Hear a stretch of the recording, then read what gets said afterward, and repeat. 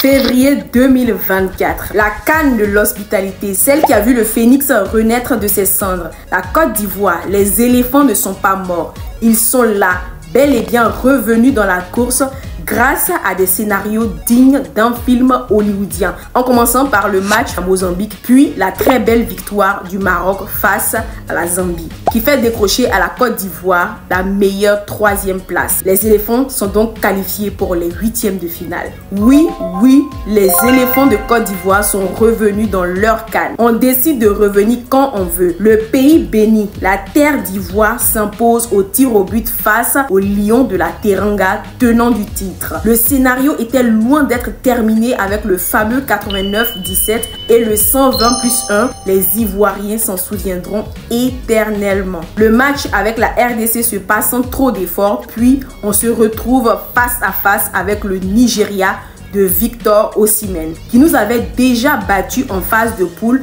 Souvenez-vous, le génie de Simon Adingra et de Sébastien Haller, couplé à celle de toute l'équipe gonflée à bloc et bien sûr du peuple ivoirien, les supporters, les valeureux supporters de l'équipe nationale ivoirienne. Le soir du 11 février 2024 et avec plus de 2,2 milliards de téléspectateurs cumulés, durant ce mois entier de la fête du football africain, la Côte d'Ivoire est sacrée championne d'Afrique pour la 3e fois de son histoire. 3 étoiles, ce ne sont pas 3 cuisses. Mon dernier mot sur cette actualité footballistique reviendra à l'arbitrage qui n'a pas toujours été au top durant certains matchs, mais dans l'ensemble c'était bien arbitré et surtout une utilisation optimale du VAR qui est l'assistant vidéo du corps arbitral. Un petit mot également sur cette CAN avec tous les à côté. C'est vrai qu'on ne peut pas tout dire. Il y a vraiment 2 éléments qui m'ont marqué. L'inclusion des handicapés, des aveugles ont quand même pu regarder et assister à certains matchs et des personnes handicapées ont même participé à proprement dit